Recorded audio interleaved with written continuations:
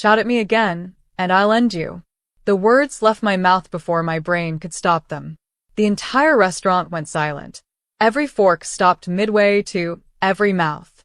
Every conversation died. And the man sitting in front of me, the man whose dark eyes had been burning holes through every server in this place for the past 2 hours, just stared at me. His name was Dominic Falcone. I didn't know that then. All I knew was that he was rude, entitled, and had made my already terrible night absolutely unbearable. But I'm getting ahead of myself. Before I tell you how I threatened a mafia boss in front of his entire family and somehow lived to tell the tale, let me ask you something. Have you ever been pushed so far, so hard, that something inside you just breaks? Not in a sad way, but in a way that makes you realize you've got nothing left to lose? That's where I was that night. That's the moment everything changed. Hey, how are you doing? Wherever you are right now, whatever you're doing, I hope you're comfortable because this story is going to take you on a journey. I'm talking about the kind of story that proves sometimes the worst moments of your life are actually the doorway to the best ones. Sometimes the person who seems like your enemy is actually your salvation. And sometimes, when you're at your absolute lowest, that's exactly when life decides to hand you something extraordinary. My name is Joanna Hayes. This is the story of how I went from being a broke, exhausted single mother working double shifts just to keep my daughter alive, to becoming the woman who somehow captured the heart of one of the most dangerous men in the city. The story of how one moment of pure, unfiltered rage changed absolutely everything. If you enjoy stories about underdogs, about real people facing impossible situations, about love finding you in the strangest places, then do me a favor. Hit that like button, subscribe to the channel, and drop a comment telling me where you're watching from. Are you cozy at home? On a lunch break? Trust me, you're going to want to hear how this ends. But let me start from the beginning. I was 27 years old when this happened. 27 and already feeling like I'd lived 3 lifetimes. I believed in hard work. I believed that if you kept your head down, did your job, and pushed through the exhaustion, things would eventually get better. I believed that good people who worked hard would be rewarded, that effort mattered, that dignity came from doing your best no matter how hard things got. Looking back now, I was naive. Not stupid, just naive. There's a difference. I'd been working at Carmichael's restaurant for 3 years. It wasn't fancy, but it wasn't a dive either. Upper middle class clientele, decent tips on good nights, management that mostly left you alone if you did your job. I worked as many shifts as they'd give me. Breakfast, lunch, dinner, didn't matter. I took every single one. The reason was simple. My daughter, Sophie, was 8 years old and had been in and out of hospital since she was 5. Leukemia. The word still makes my stomach turn. The treatments were working, the doctors said. She was responding well. But responding well costs money. So much money. Even with insurance, the bills were drowning me. Copay, déductible, médication, spécialiste. Every time I thought I was getting ahead, another bill would arrive.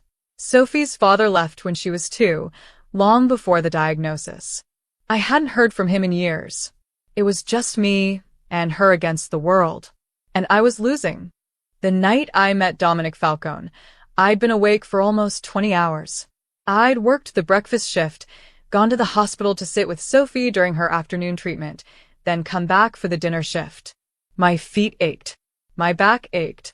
Everything ached. But Sophie had smiled at me that afternoon, really smiled, and told me about a dream she'd had about going to the beach. We'd never been to the beach. Couldn't afford it. But she described it like she'd been there 1,000 times. I was running on that smile and 3 cups of bad coffee. Dominic and his family came in at 7:30. Party of 8. They got seated in my section. I remember approaching the table and noticing him immediately. Not because he was handsome, though he was. Dark hair, strong jaw, expensive suit. But because of the way everyone else at the table deferred to him. He sat at the head, and the others arranged themselves around him like planets around the sun. Good evening, I said, pulling out my notepad. Welcome to Carmichael's. Can I start you folks off with some drinks? He didn't look at me. Just started rattling off orders. Scotch neat. She'll have white wine. He'll have bourbon. Water for the kid. Not please. Not even eye contact. Just commands. I wrote it down. I'd dealt with rude customers before. You smile, you nod, you get through it. I brought the drinks. He took a scotch without a word of thanks. When I asked if they were ready to order, he waved me away like I was a fly. 15 minutes later, he snapped his fingers at me. Actually snapped them. You walked over. Yes, sir?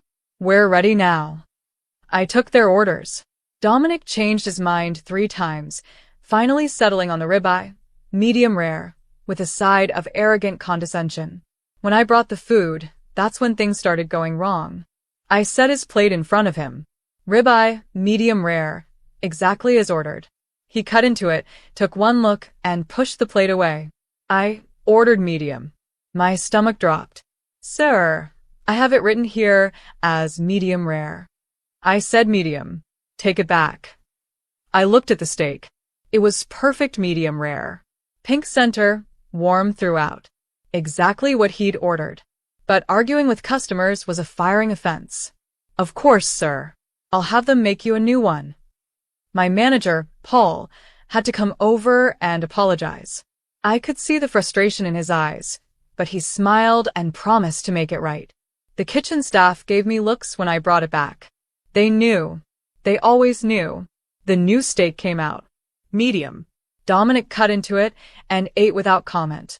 No apology for the mistake. No acknowledgement that I'd been right. When his family ordered dessert, I brought it promptly. He didn't say, thank you. Not once, the entire meal. I was tired. So tired. My phone had buzzed twice with messages from the hospital. Just routine updates, but every buzz made my heart jump. I was thinking about Sophie, about her pale face, about how I needed to pick up her prescription tomorrow, and wasn't sure if my card would go through. That's when he called me over again. You. He didn't even use my name, though I was wearing a name tag. Bring me an espresso. And make sure it's actually hot this time. This time. Like I'd messed something up before. I hadn't. Right away, sir. I said, voice tight. I put the order in. The espresso machine was running slow. It took an extra 2 minutes. 2 minutes.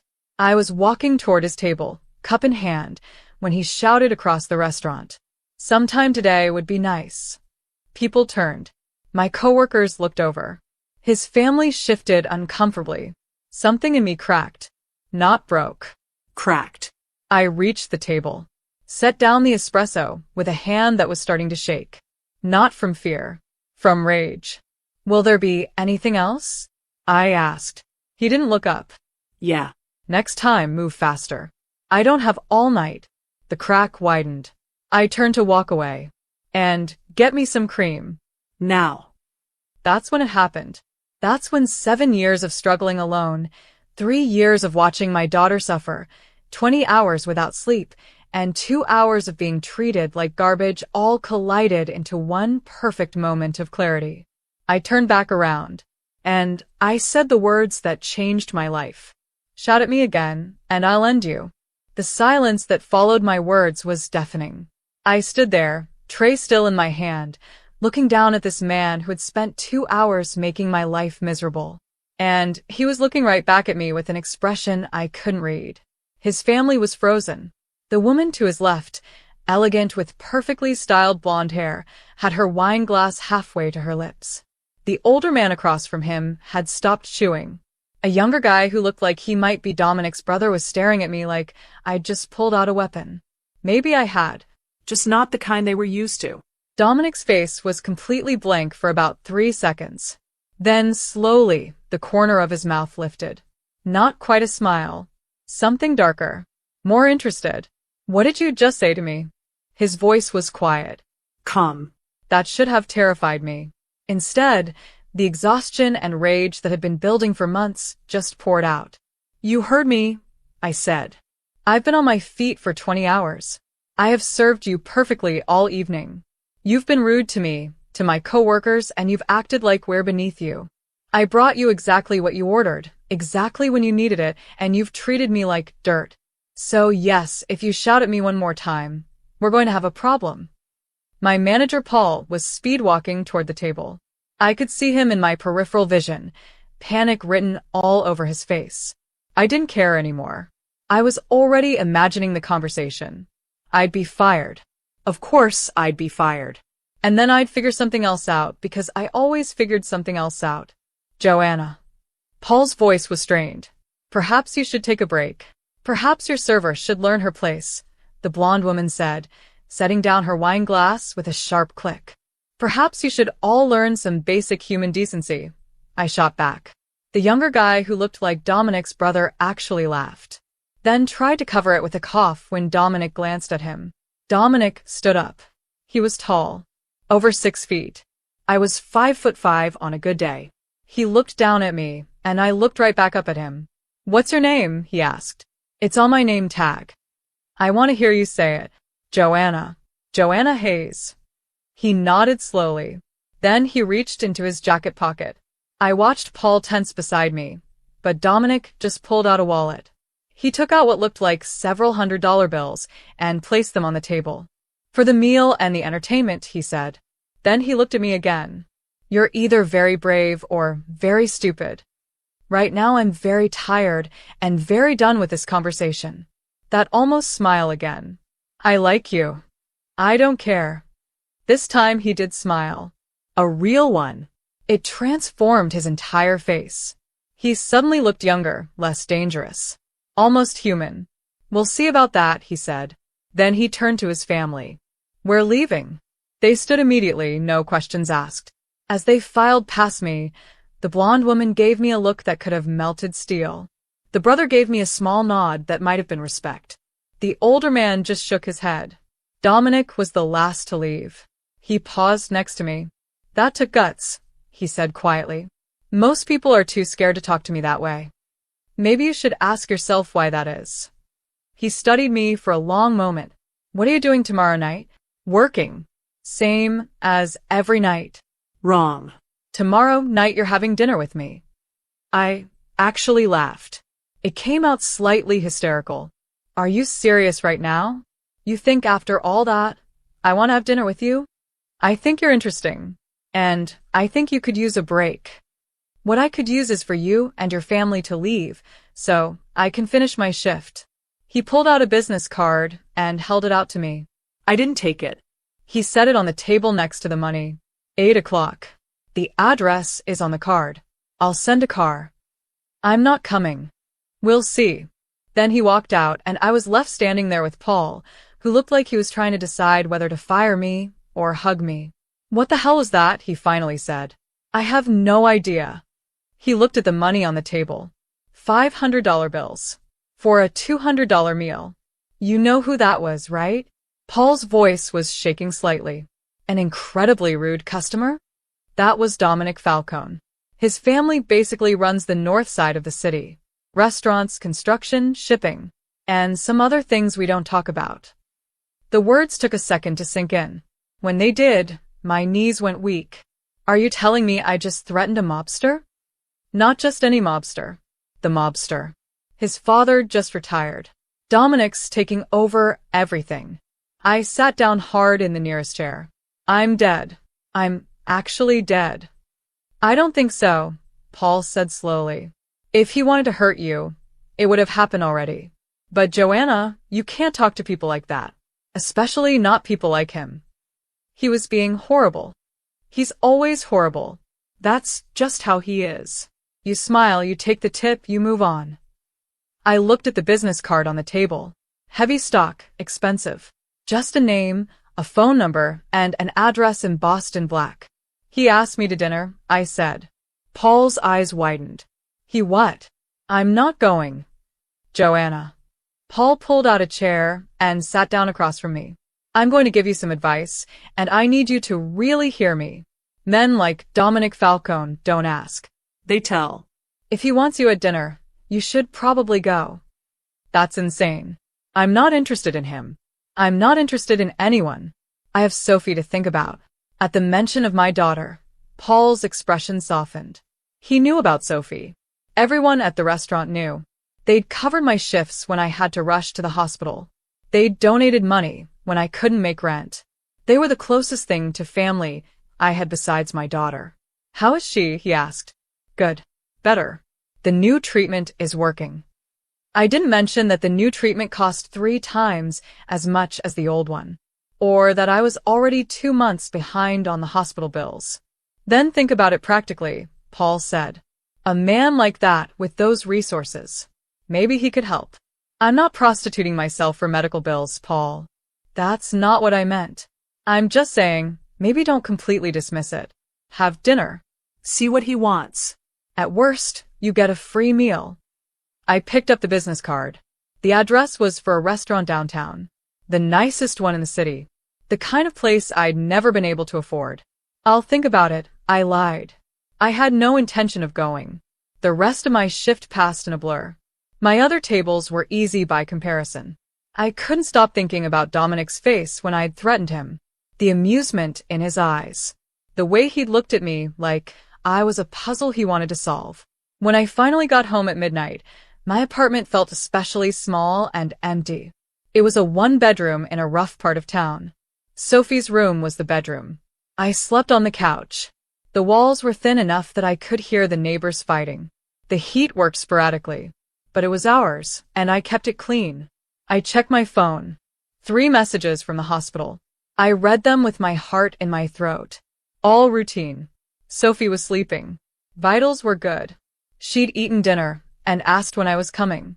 Tomorrow, I texted back to the nurse, even though she was probably asleep. I'll be there after my morning shift. I set an alarm for 5:30 and lay down on the couch. Sleep wouldn't come.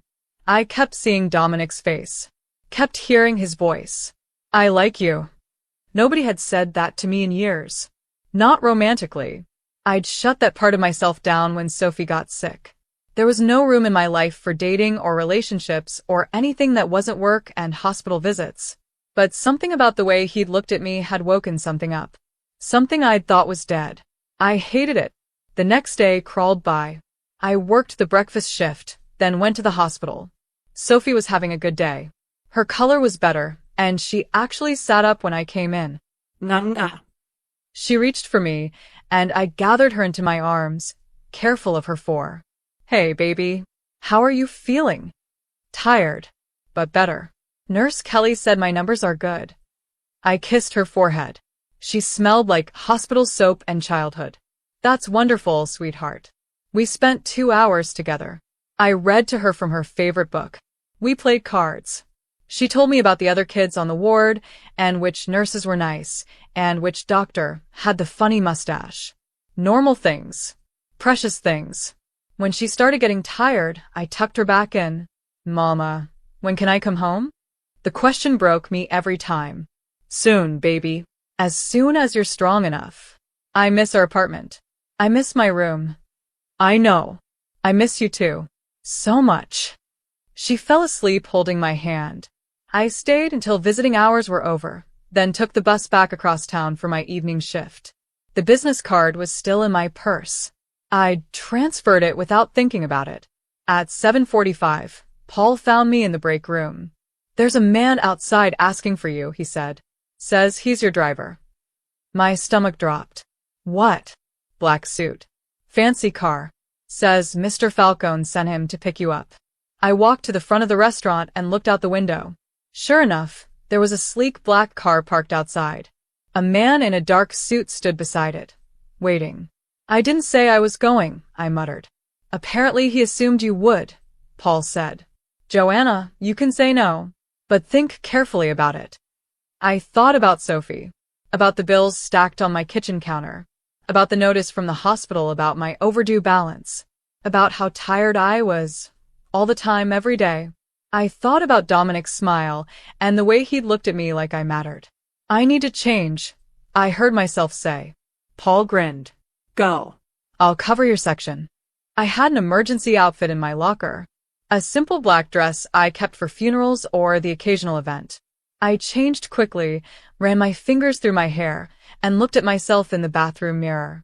I looked exhausted. Pale. Scared. This is a mistake, I told my reflection.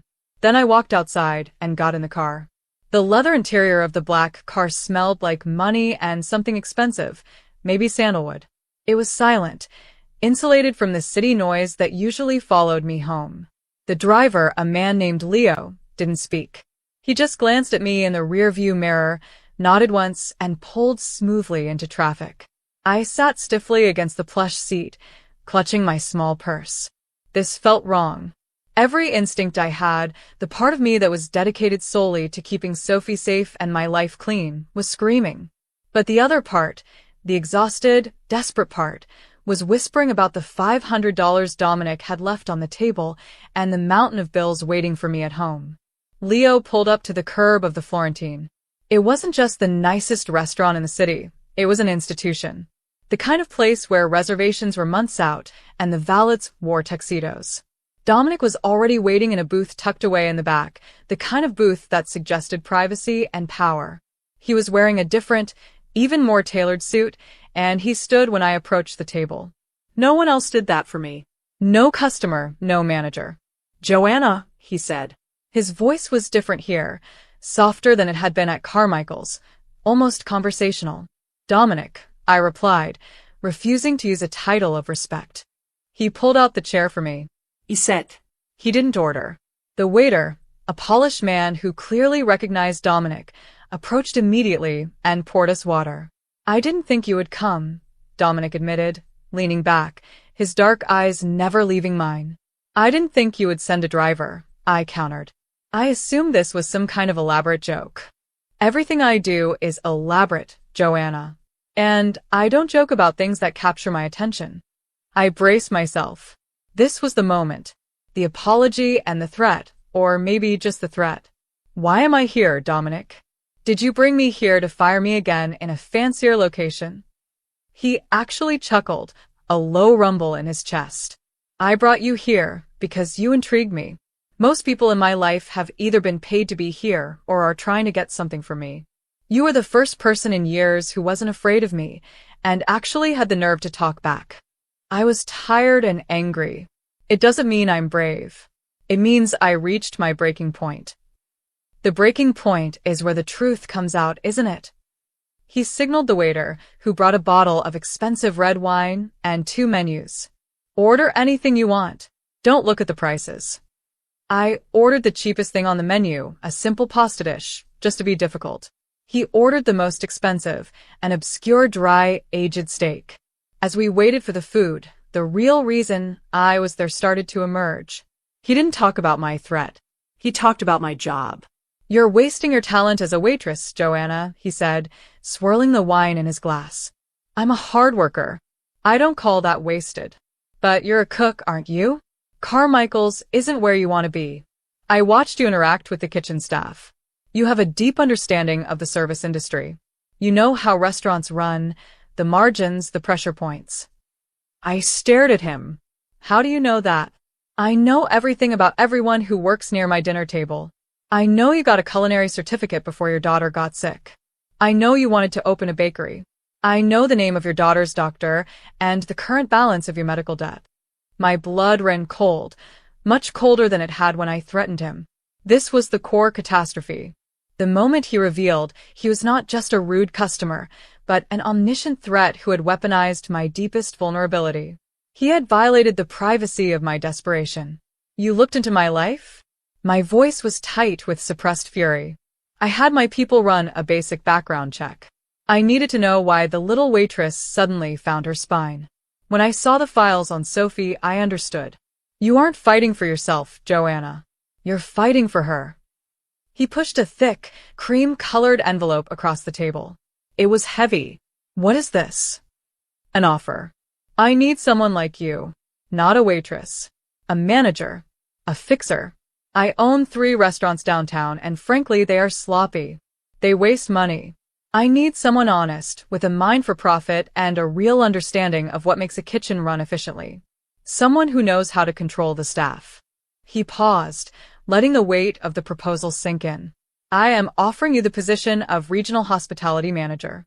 It comes with a salary of $150,000 a year and full, unlimited benefits coverage for you and your family. The number hit me like a physical blow. $150,000. Full benefits. It was enough to cover Sophie's past and future bills, and still leave us enough to live like normal people. It was the absolute, irresistible offer that hooks the protagonist completely. I don't work for criminals, Dominic. Do you know where the $4,000 you spent on Sophie's last treatment came from, Joanna? He asked, not missing a beat. The hospital used Venture Holdings Group, LLC, to factor your outstanding invoices. Venture Holdings is a subsidiary of Falcone Enterprises. You are already working for me. You just didn't know it.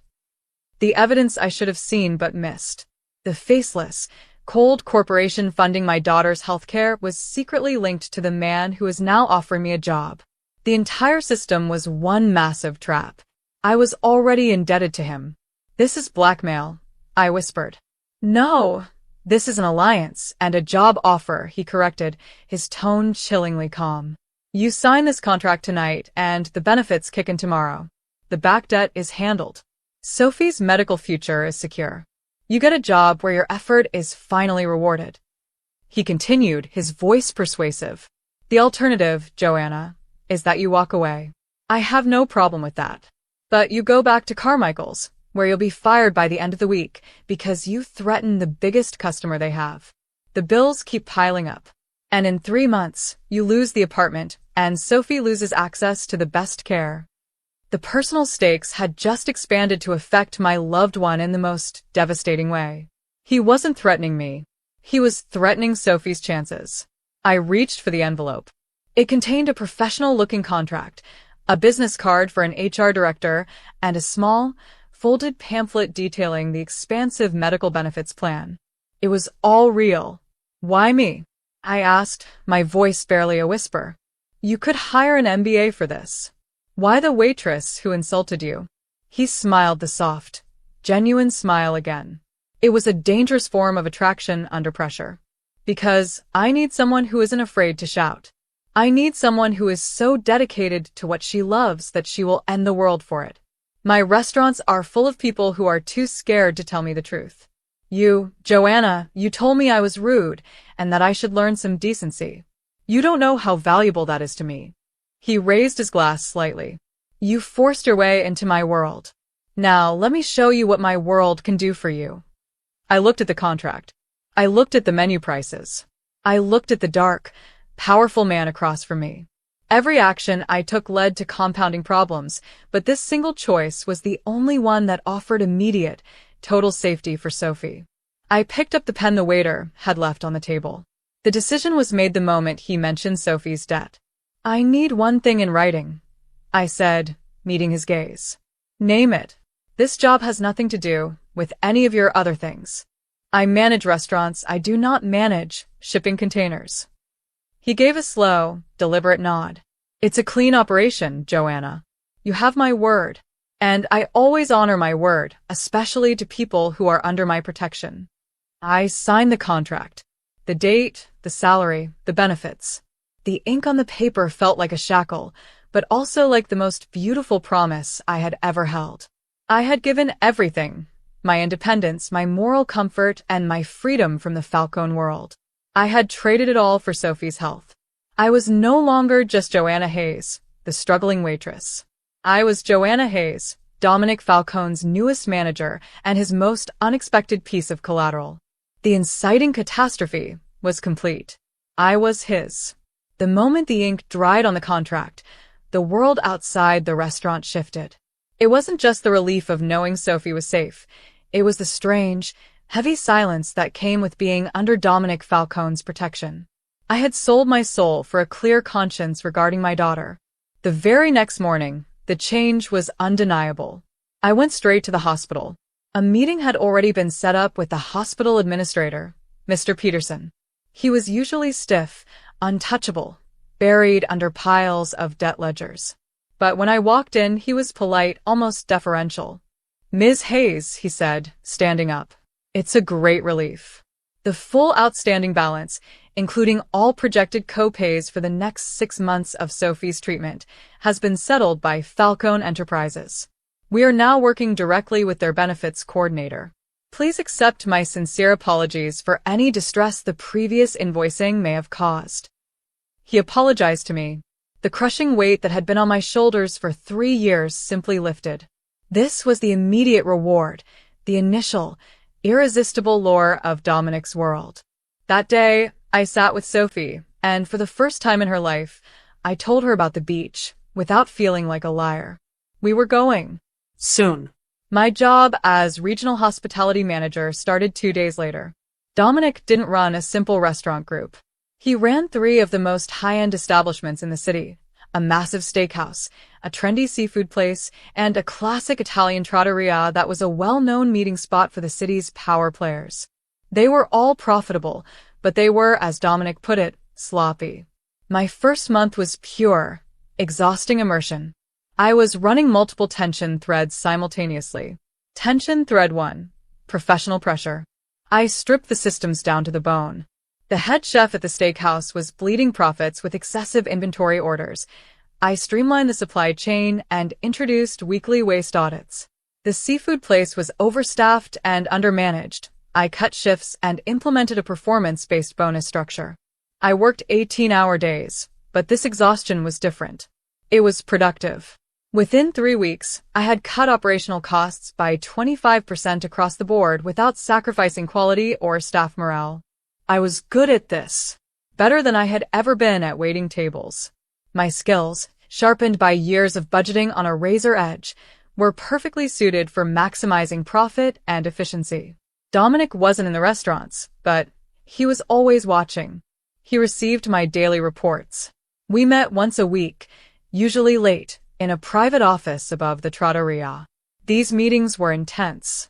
He didn't compliment me. He just presented new problems. The trattoria is losing $15,000 a month on linens, he said at our second meeting. They're using a vendor who charges 40% above market rate, I shot back. I found a vendor who handles 3 local hotels. We switch on Monday, save $7,000 this month. Good, he said, a small flicker of approval in his eyes. Next. Tension thread 2. Emotional complication. Our relationship was strictly professional, yet intensely personal. The professional success was built entirely on the personal debt I owed him. I was constantly aware of the trap. But he never made a move. He never pressured me. He never referenced the dinner or my initial outburst. He treated me exactly as he had promised, a valued employee who delivered results. During one meeting, I was explaining the new inventory software. I was tired, and I rubbed my temples instinctively. "How is Sophie?" he asked abruptly, cutting off my explanation of the point-of-sale data. The sudden shift always trapped me emotionally. "She's stable. The new treatment is aggressive, but she's responding." "You look tired," he observed. Not a command, not a judgment, just an observation. I'm running your operation. Take 2 days off. Go to the beach with her. She deserves it. You do too.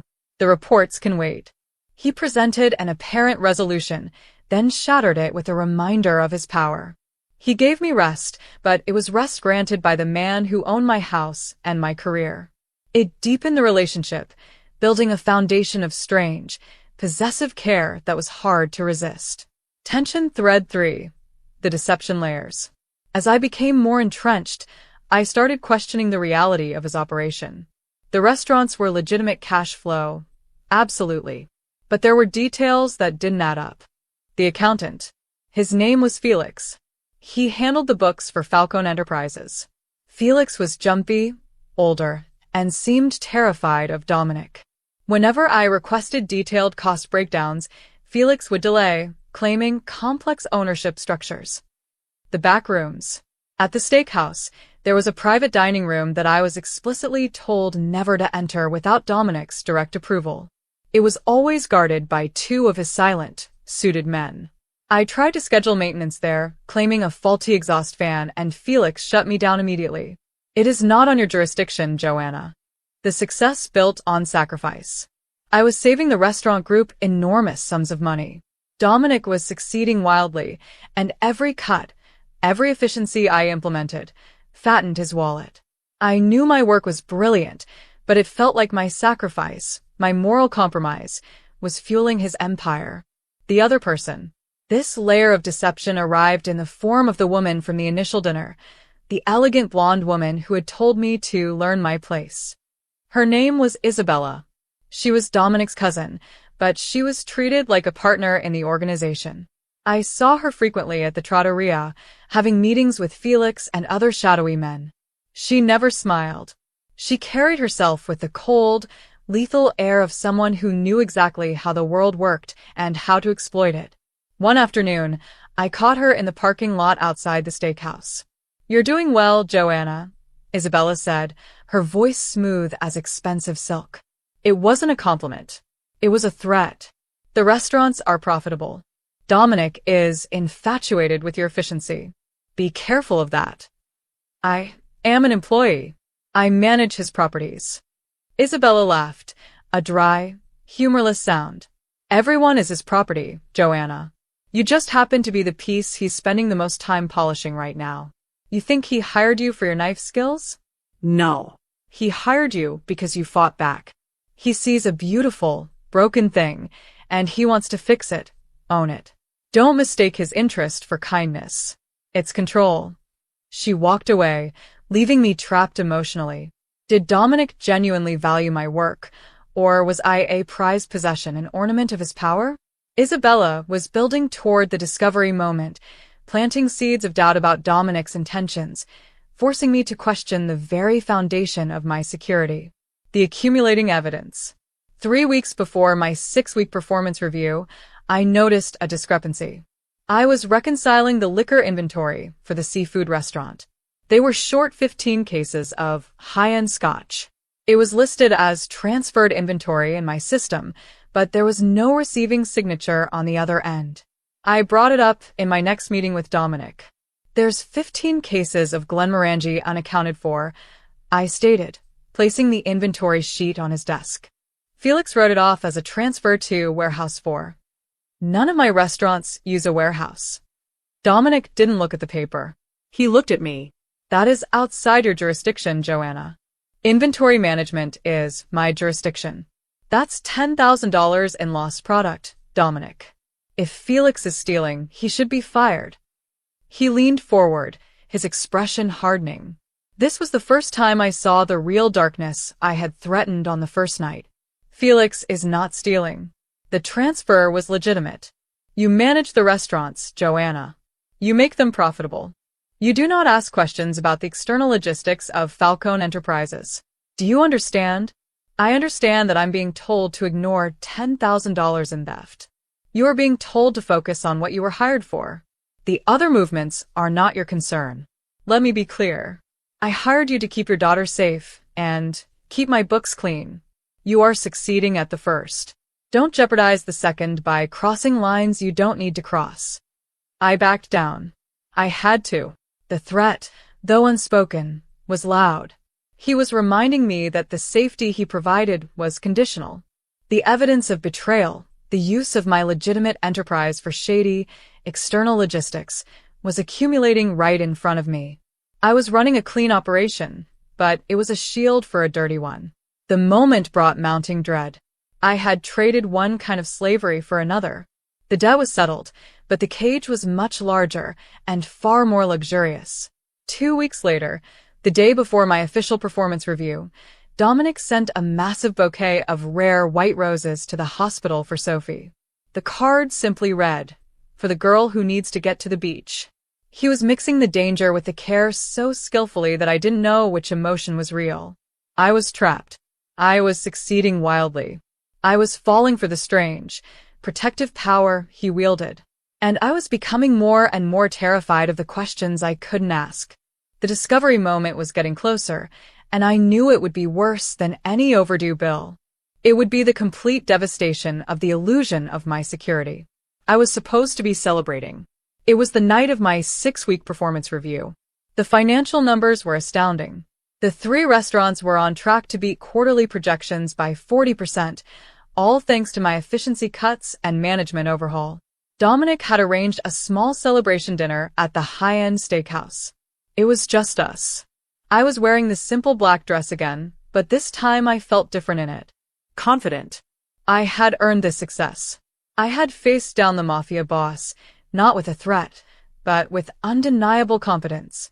Dominic was charming that night. He didn't talk business. He asked about Sophie, about my life before the debt, about my real dreams for a bakery. He was disarming, showing a vulnerability that was perfectly manufactured to make me drop my guard. "You really should open your own place, Joanna," he said, refilling my water glass. "You have the touch, the talent." "I have a $90,000 debt and a full-time job," I reminded him gently. "My dreams are on hold." He smiled. "Not necessarily. I could fund the bakery tomorrow. As a separate, legitimate enterprise. A gift." The word gift chilled me. Isabella's warning echoed in my mind. Don't mistake his interest for kindness. It's control. "I don't need gifts, Dominic. I need a clean slate. And you have it. You've earned it." He leaned across the table. His dark eyes were warm, focused only on me. This was the moment of complete vulnerability exchange. "I know this is complicated, Joanna," he said, his voice dropping low. "I know how this started. But you should know, I didn't fund your healthcare just to own you. I funded it because you were the first person who ever challenged me without wanting anything. And when I saw what you were fighting for, I decided I wanted to be the one who made sure you won." It felt genuine. It felt real. It felt like the truth I desperately wanted to believe. He was not just a mobster. He was a protector. My deepest character relationship with him, the one built on professional admiration and his unsettling generosity towards Sophie, was solidifying. "What are you doing with Warehouse 4? I asked, throwing the question out like a grenade. I had to know. The Glenmorangie whiskey was still haunting my inventory spreadsheets. He didn't flinch. "I told you, that's external logistics. I need to know the entire story, Dominic. I have risked everything for this job. I need to know that what I'm running is clean and that I'm not enabling something illegal." He paused, a long, heavy silence. He put his knife and fork down slowly. "It's complicated, Joanna. But I will tell you this. I am not just a restaurant owner. I am in the shipping business, the import business, and yes, the security business. I cut corners where I have to. But I am not dealing drugs, and I am not killing children.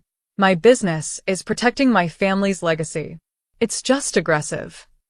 "And Warehouse 4? It's a holding facility. Nothing illegal runs through the restaurants. You have my word." I searched his face. His eyes were clear. I wanted to believe him.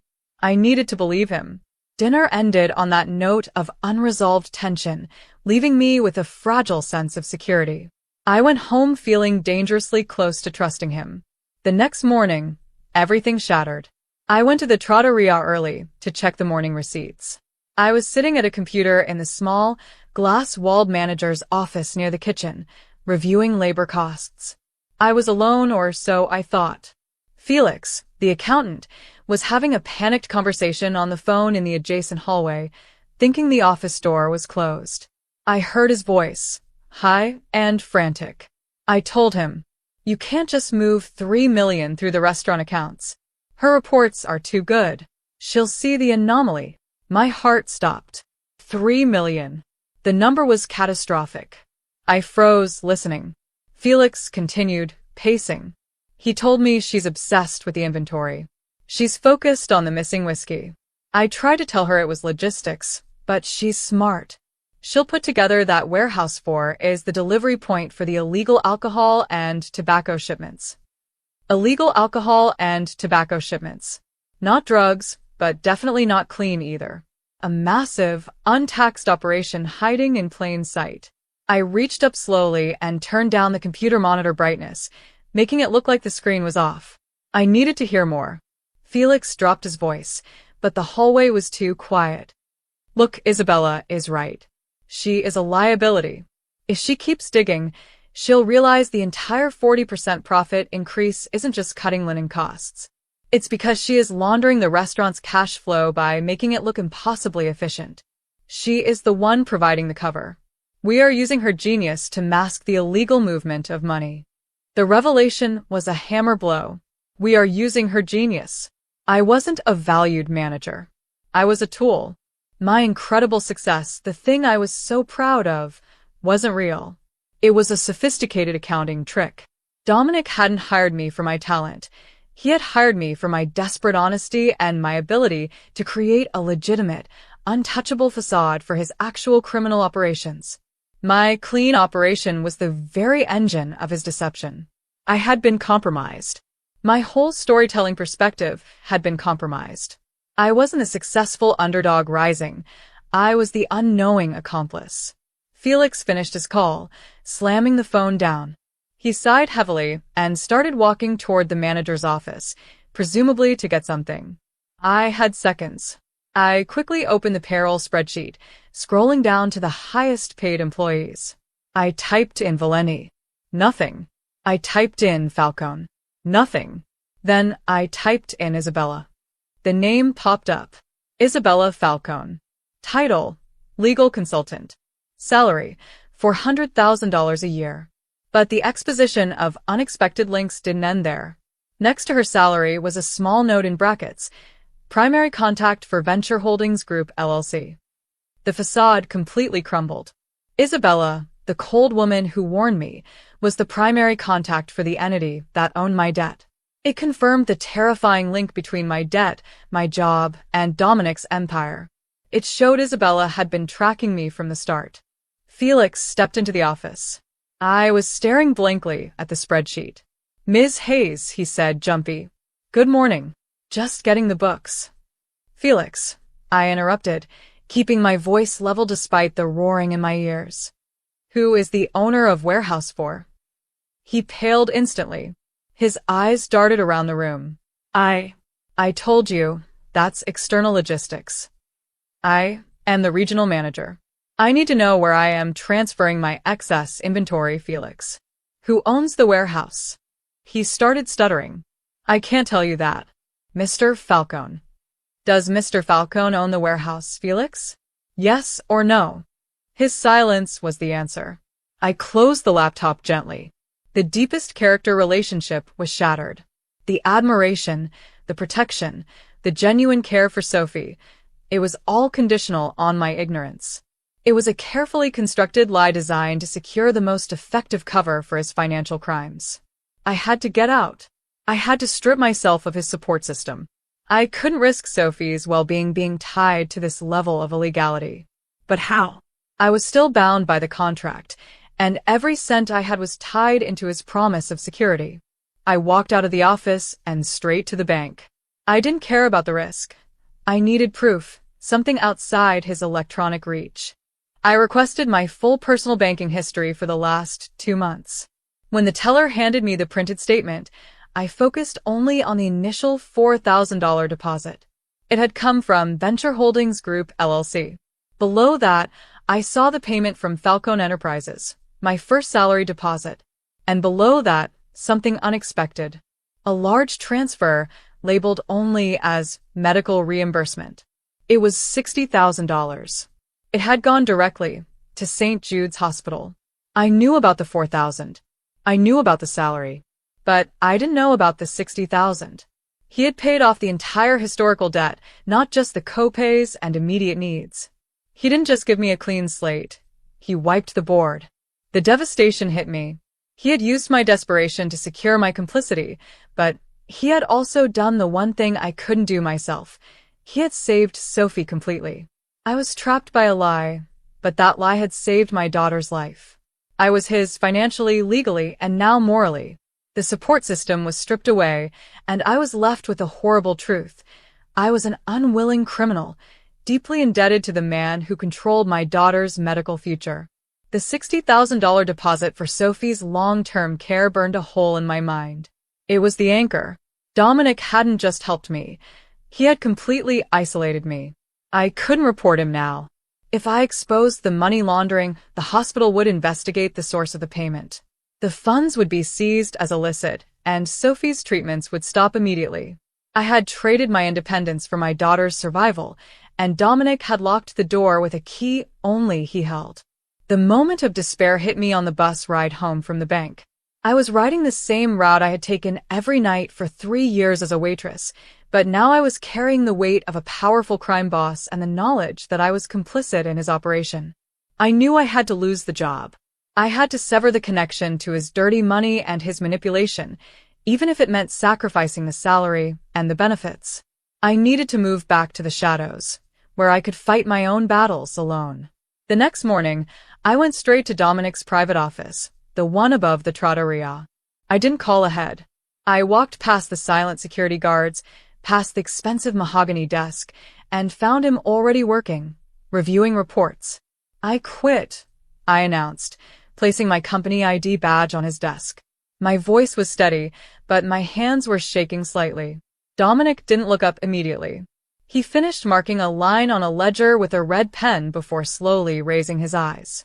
"You quit," he repeated flatly. "I can't do this anymore, Dominic. I know about venture holdings. I know about Warehouse 4 and the cash flow discrepancies. I know my efficiency reports are being used to launder money from illegal shipments. I'm not a criminal." He leaned back in his chair, folding his arms. The mask of charm was completely gone. This was the man who ran the north side of the city. Cold. Dangerous. "You are under contract, Joanna," he said. "The terms of your employment are explicit. You signed a 5-year agreement. That contract is null and void due to illegal activities. I can report you, and I will." He sighed, a sound of weary patience, as if I were a child who had misplaced a toy. "If you report me, I will be inconvenienced for a short time. My lawyers are very good. You, on the other hand, will lose everything." He stood up, walking around the desk to stand directly in front of me. The isolation amplification technique was working. The office felt oppressively silent, just the two of us and the truth. "Let's review the facts, Joanna," he said, his voice dropping low. "You are broke. You owe an old debt to a company linked to me. Your daughter's life is only secure because of a $60,000 payment that came directly from my illegal operation. That money is traceable. If you open an investigation, the payment is flagged. It is seized. The hospital is forced to stop treatment until you can find legitimate funding." He wasn't threatening to hurt me. He was forcing me to choose between terrible options. The option to fight back meant choosing Sophie's immediate health over my moral freedom. "I'll pay it back," I whispered. "I'll find another job. I'll take a loan." He laughed, a sharp, dismissive sound. "With what collateral?" "The house. You sign the lien over to Venture Holdings. If you default on your original $4,000 loan, which you still haven't paid back, by the way, the deed converts immediately. I own it. Felix has the papers ready. You lose your home, your security, and your ability to bring Sophie home when she's better." This was the rock-bottom moment. The loss of my home and financial security, justified by the terms of the initial, predatory agreement. He was taking the house because I signed the papers. "You said you wouldn't take the house if I took the job," I challenged, clinging to the only promise I thought I had. "I said I could make the money or take the house," he corrected, his expression neutral. "You failed to make the money because you are quitting the job I gave you to pay off the debt. You are defaulting on the security I provided. Therefore, I must liquidate the asset. Basic business, Joanna. You should appreciate the efficiency." He had twisted the transactions so expertly that my only possible escape route was sealed. The betrayal was complete. I walked out of that office in a daze. I tried to apply for other positions that day, a restaurant consultant job, a catering management position. I was instantly rejected. Dominic's network was fast and thorough. He hadn't just fired me. He had blacklisted me from every legitimate hospitality opportunity in the city. He wasn't just my protector anymore. He was my warden, and he was isolating me from every support system. I called Paul, my old manager from Carmichael's. He answered nervously. "Joanna, I can't talk long." "Paul, I need a reference." I need a job. Anything. I can't help you, Joanna. I got a call this morning. From Felix.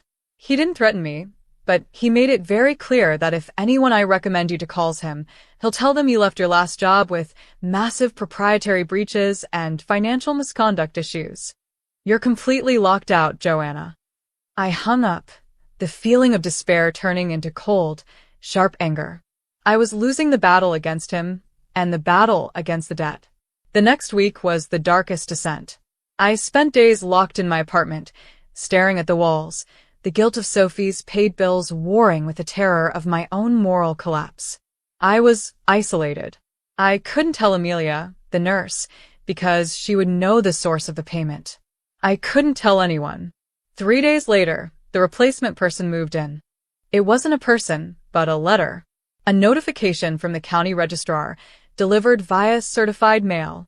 It was a formal notification that ownership of my duplex had been transferred to Venture Holdings Group LLC due to default on the loan agreement, effective immediately. The papers were signed, sealed, and legally binding. I had 24 hours to vacate the property. I sat on the floor of my empty living room, surrounded by boxes of Sophie's clothes, and felt the complete physical and mental breakdown. Everything was gone. My job, my security, my home. The only thing I had left was the debt I owed Dominic for saving my daughter. I grabbed the one personal item I had salvaged from the wreckage of my old life, my grandfather's worn, leather-bound recipe journal. It contained all my original bakery plans, my perfected sourdough starter recipe, the secrets of my past. It was meaningless, yet precious. That night, I drove to the hospital. I couldn't risk taking Sophie back to the apartment, which was now legally Dominic's. I sat in the visitor's lounge, watching the monitors, feeling utterly hopeless. I had one final, desperate option: leave the city. But even that was impossible. Dominic knew my daughter's location. He controlled her care. He had built the cage with my daughter's life as the centerpiece. I had reached rock bottom. My complete devastation was complete. I was a criminal in debt, homeless, blacklisted, and tied by my daughter's illness to the very man who had engineered my collapse. I was no longer a victim. I was a hostage. I spent the night in the hospital visitor lounge. The exhaustion had passed, replaced by a cold, frightening clarity. I was homeless, blacklisted, and tied by an invisible chain to a crime boss who held the deed to my life in the form of Sophie's medical security. I couldn't run, and I couldn't fight him conventionally. The sun came up, casting long, pale shadows across the vinyl floor. I had to make a choice. The choice: stay broken and accept the narrative that Dominic had imposed on me, that I was a grateful recipient of his dark charity, a failure who needed his protection, or fight back and rewrite the entire story. Accepting his terms meant Sophie was safe, but I was a prisoner, forever obligated to the money that bought her health. Fighting back meant risking the $60,000, risking Sophie's care, and risking everything, but retaining my moral integrity and my freedom. I chose to fight. Not in the courts, which he controlled, and not with the police, who would seize Sophie's funds. I would fight him where he was weakest, in his own organization. He thought he owned me because he owned my desperation. He was wrong. My transformation catalyst arrived not in the form of a new relationship, but in the form of old loyalty. I was sitting in the hospital cafeteria, nursing a lukewarm coffee, when Amelia, Sophie's nurse and my only friend, found me. She sat down, her face drawn with worry. "Paul called me, Joanna," she said quietly. "He told me you quit, and then the Falcone Company sent a legal notice to your apartment. He said they took the house. Is it true?" I looked at the coffee, then at my friend. I couldn't lie to her, but I couldn't tell her the whole truth. "It's true," I admitted. "I left the job. It was too close to illegal operations. And yes, they used a predatory loan agreement to seize the apartment. Dominic Falcone did this. He owns me." Amelia gripped my hand. "That monster. After everything you did for him. He did it because he knew I had nothing left to lose. He thought he cornered me." Amelia was furious, but she was also a problem solver. Okay, you can stay with me. "My spare room is empty. But Joanna, you need money and you need a lawyer, even a cheap one. A lawyer will expose the $60,000. We can't touch that money. It's the leverage. He knows I won't move until I can secure Sophie's future independently." I looked down at the worn leather-bound book I was clutching. My grandfather's recipe journal. The smell of old paper and vanilla brought a sudden, sharp memory of my old dream. "He called me a good manager, a fixer," I said, a slow realization dawning. "He said I was wasting my talent waiting tables. But he didn't realize where my real talent lies." "What are you talking about?" "My bakery plans, Amelia. The certificates, the recipes. I didn't want to run his restaurants. I wanted to run my own place. He thought my success in his restaurants was proof that I could make him more money. He was right about one thing. I have a mind for business, but a mind for clean, honest business. I know the margins, I know the sourcing, and I know high-end clientele. The impossible choice was now clear. Use the skill he valued, but turn it against him. I couldn't just open a rival restaurant. He would crush me, but I could do something else. I could leverage the single weakness I had identified in his entire organization. Dominic owns 3 high-end restaurants. I explained to Amelia, my voice gaining strength. They are legitimate fronts, but they are completely dependent on my new, streamlined supply chain. I cut out all the local vendors and consolidated everything through 2 regional suppliers I vetted myself. If I remove that system, the restaurants collapse into chaos. He's too focused on the illegal logistics to notice the legitimate ones. My new strength was hidden in plain sight, my professional brilliance. He thought it was a commodity he could buy and control. It wasn't. What are you planning? Amelia asked, fear and excitement mixing in her eyes. I can't just quit. I need to make money quickly, but I need to do it without touching the $60,000 in Sophie's account. I need to build a new business that is so successful, so clean, that it creates enough wealth and security to replace his protection, and I need to do it by leveraging his weakness. The legal discovery that changes everything wasn't a paper trail, it was a physical person. Amelia, I said, leaning in, do you remember the whiskey I asked Dominic about? The Glenmorangie? The missing inventory? Yes. It was transferred to Warehouse 4. That warehouse is the holding point for his illegal shipments. But if he's using the warehouse to distribute contraband alcohol and tobacco, he's not paying taxes, and he's not paying the legitimate local distributors. So there are local suppliers who he cut out of the restaurant chain entirely because I made his system too efficient. People who hate Dominic Falcone and want their old contracts back. I pulled out my phone. I still had my professional contacts list, names and numbers of all the local vendors I had replaced with the regional suppliers. I'm going to find the best, most reputable, most wronged local meat, produce, and wine vendors, I declared. I'm going to offer them a new, highly specialized catering contract. Not for big events, but for the exclusive, high-end private market. I'm taking the culinary skills I was saving for my bakery, and I'm turning them into a high-profit, hyper-luxury catering business called Joanna's Kitchen. No storefront, no major overhead. Just quality, service, and discretion. Amelia looked skeptical. You think you can compete with Falcone's places? I won't compete. I will service the clientele Dominic can't touch because they are too legitimate to be seen near his empire. And I will do it using the local distributors he alienated. They'll fund me because I represent their chance to stab him in the back without getting their hands dirty. The plan was audacious. It was the catalyst for transformation. I would accept the new reality and rewrite the narrative. I would remain the victor by becoming the one thing Dominic could never truly control, a completely clean operation that used his own tactics, efficiency, and network against him. I stood up. I was still broke. I was still homeless. But I was no longer afraid. I need your spare room, Amelia. And I need the number for that wine distributor Dominic cut out last month. The one who sells that incredibly rare Italian Barolo. My heart pounded with determination. The choice was made. I would build my own security, brick by clean, honest brick, and replace his dirty money with my own legitimate success. Then and only then would I be truly free to face him. The transformation was absolute. Over the next 6 months, I poured every ounce of my energy into Joanna's Kitchen. Amelia let me crash on her couch, and my new business operated entirely through word of mouth, fueled by the disgruntled, high-end distributors Dominic had scorned.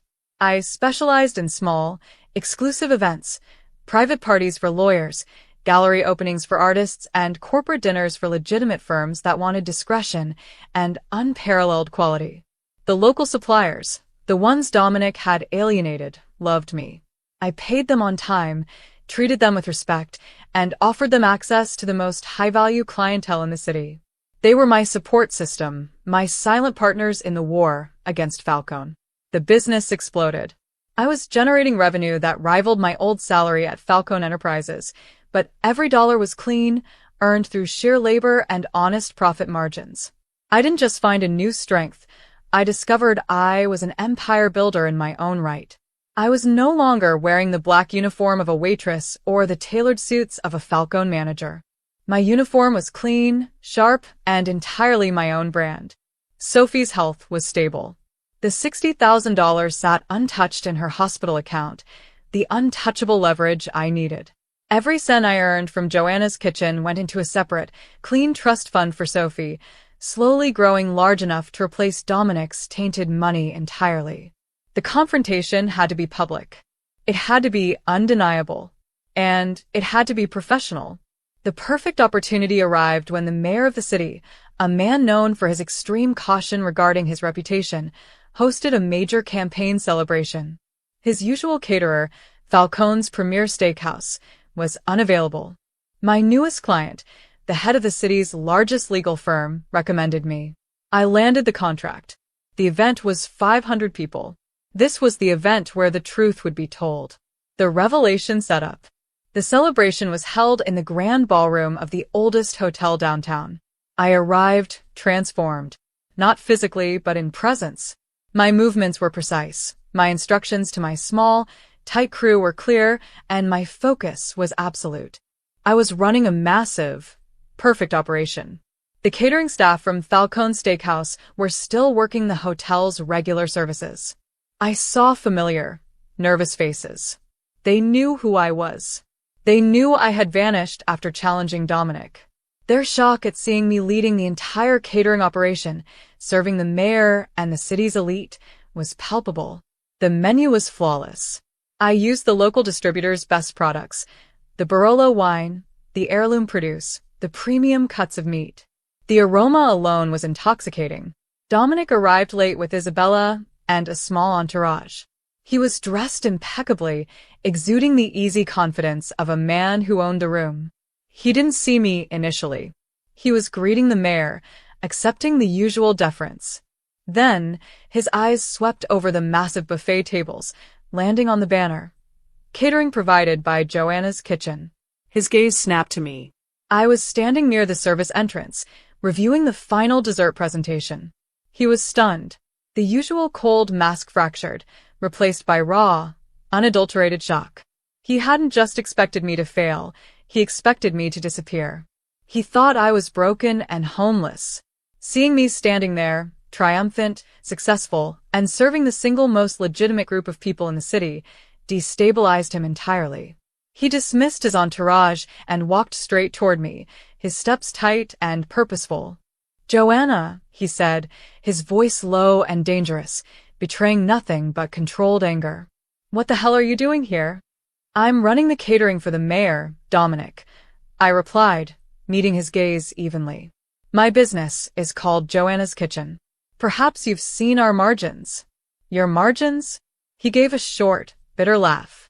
"You were destitute 6 months ago. You have no capital, no investors, and no premises. You are running this on a ghost balance sheet.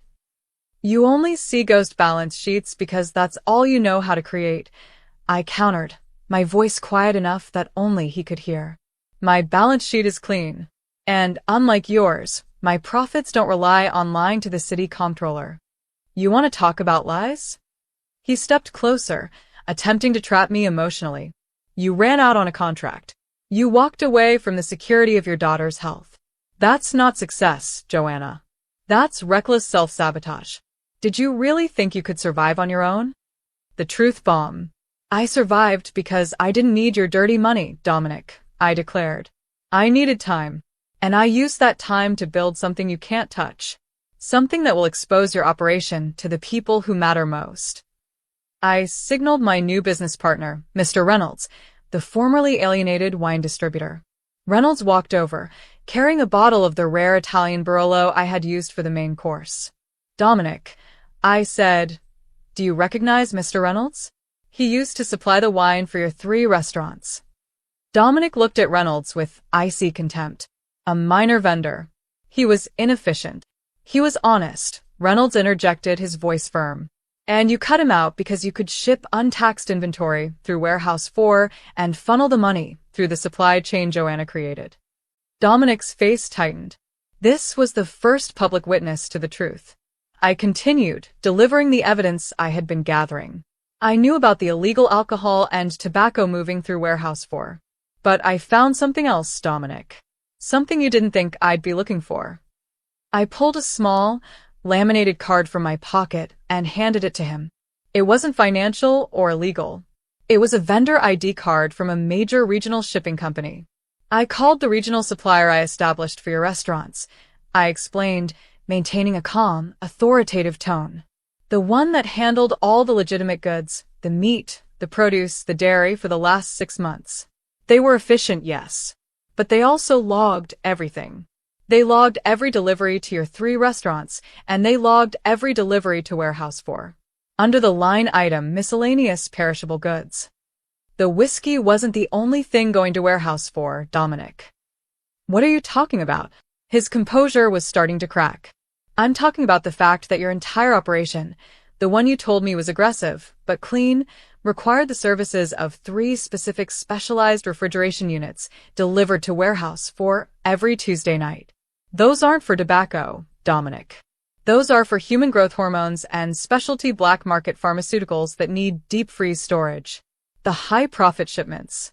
The ones that need the perfect, clean financial cover of a successful restaurant chain to blend the funds. The evidence of his deeper, more dangerous illegality was now exposed. Not just tax evasion, but black market medicine. The entire justification he had given me, that he wasn't dealing drugs or killing children, was a deliberate, self-serving lie. Dominic's shock was total. He looked at the card, then at me. He had underestimated my meticulous nature. He had planted the clue about the whiskey to distract me from the much darker truth. Just then, Isabella walked up, her eyes blazing with cold fury. She must have overheard the exchange. You should have stayed in the kitchen, Joanna, she hissed. I should have trusted my gut when I saw your name on the Venture Holdings papers, Isabella. I shot back. But that's okay. Because I brought you a gift, too. I turned slightly. Standing nearby, sipping champagne and listening intently, were 2 men, the city comptroller and the head of the IRS's organized crime division, both clients of Mr. Reynolds and both eating my custom-prepared dessert. Dominic, I said, my voice ringing with finality. The mayor's celebration is the most legitimate room in the city, and I am the most legitimate business in this room. My financial records are open. My suppliers are honest. I have replaced your $60,000 in Sophie's account with 100% clean funds. Your protection is no longer required. I walked to the table and picked up a clean envelope. Inside is a certified bank check for the principal amount of the original loan, the $4,000 plus the 75% interest, paid in full. I will not pay the inflated fees for the seizure of my house. And I will not take a single cent of your blood money. Climax moments. Justice served publicly. I didn't need to say anything more. The silence of the room, the watchful eyes of the mayor's associates, and the presence of the financial investigators were enough. The public humiliation of Dominic Falcone was complete. He had been outmaneuvered not by another criminal, but by the efficiency and moral integrity of the waitress he had tried to own. He reached for the wine distributor's card and slowly tore it in half, then dropped the pieces onto the white tablecloth. You should have let me break you, Joanna, he said, his voice dangerously low, a promise of violence. You tried, I answered, looking him straight in the eye. But you didn't realize that my daughter's leukemia already showed me what real fear looks like. You are nothing compared to that. I am no longer your victim. Dominic turned and walked away, his exit quiet and devastatingly final. Isabella followed, pausing only to give me one last look of utter hatred. The witnesses had the evidence. The confrontation was over. My worth was proven. The triumph was mine. The confrontation at the mayor's celebration was not the end of the war, but the absolute victory of the final battle. Dominic Valendi's empire, built on the clean facade of my labor, began to crumble immediately. The city comptroller and the IRS investigators had all the information they needed from the suppliers and the registered shipments to warehouse 4. Justice served. Within 2 weeks, the repercussions for Dominic were swift and decisive. Falcone Enterprises was slapped with massive tax fraud and customs evasion charges. The 3 restaurants were seized by the city for investigation, effectively shutting down his legitimate cash flow. Dominic was not immediately arrested, his lawyers ensured that, but the financial pressure was crippling. His reputation among the city's legitimate power players was destroyed. He went from being a respected, albeit feared, businessman to a known criminal entity under federal scrutiny. The destruction extended to his personal relationships. Isabella, his cousin and co-conspirator in the venture holding scheme, was named in the initial civil filings. The cold, ruthless loyalty of his family fractured under the weight of the investigation. The most satisfying form of justice was the loss of control. Dominic had lost his most valuable asset, the unquestionable legitimacy of his restaurant operation, which I had built and then publicly dismantled. Protagonist's triumph. My victory was total, built on the solid foundation of Joanna's kitchen. 6 months after the public confrontation, I was no longer operating out of Amelia's spare room. I signed the lease on a beautiful, small commercial space downtown, my dream bakery, finally realized. It was sleek, modern, and entirely funded by the profits of my successful catering business. I named it Sophie's Beach House Bakery. The name wasn't just a tribute to her, it was a promise fulfilled. Sophie's health was better than ever. The leukemia was in remission.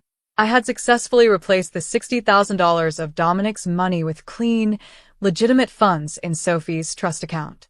I finally had the financial security that allowed me to tell the hospital to close the Falcone-funded account and use my own. It felt like shedding the last piece of the gilded shackles. I was running a successful career, and I had financial security. More importantly, I had personal growth. The terrified, exhausted waitress was gone. In her place was a businesswoman who understood power, not as something granted by wealth or intimidation, but as something earned through integrity and skill. A new relationship. My friendship with Amelia deepened into a genuine, respectful partnership. She left the hospital to become my head of operations, handling the logistics of Joanna's kitchen catering while I focused on the bakery. And then there was Mr. Reynolds, the wine distributor, who was the first to openly defy Dominic and work with me. During the intense months of building the catering business, we spent countless hours together, working through supply lists and negotiating contracts. He saw my resilience, my honesty, and my fierce dedication to Sophie. I saw his quiet integrity and reliability. Reynolds, who told me to call him Ethan, started attending Sophie's hospital visits with me. He was kind, patient, and utterly consistent. He didn't offer to solve my problems with money or power. He offered shared labor and quiet support. One evening, months after the confrontation, we were standing outside the newly renovated bakery, looking at the sign. "It's perfect, Joanna," Ethan said, his voice soft. "It's exactly what you deserve." "It's clean, Ethan," I corrected, looking up at the sign. "That's what matters most." He took my hand. "It is clean, just like you." Our relationship blossomed organically, rooted in mutual respect and shared adversity. It was the antithesis of my twisted dynamic with Dominic. No manipulation, no debt, just 2 honest people building something good together. We started dating quietly, a relationship focused on stability and hope, not high-stakes drama. Final reflection. I look back at that night at Carmichael's, standing over Dominic Falcone with a scalding coffee pot. It felt like the end of my world. But it was only the end of my naive belief that I had to passively accept abuse and injustice. The most profound realization I had was that Dominic didn't want my talent. He wanted my flaw. He wanted the desperate, fearful mother who would compromise everything for her child. He thought that desperation was leverage. He was right about the desperation, but he was wrong about the compromise. I didn't become a criminal. I became a better strategist. I learned that the universe doesn't hand out justice, but it does reward effort, and sometimes, the best revenge is simply building a life so completely clean and successful that the darkness cannot touch it. Sophie is home now. We finally went to the beach.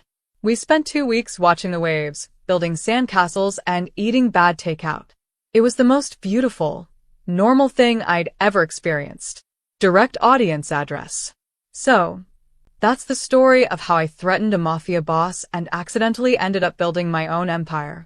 It's a story about realizing that sometimes the biggest obstacles in your life are actually disguises for your greatest opportunities.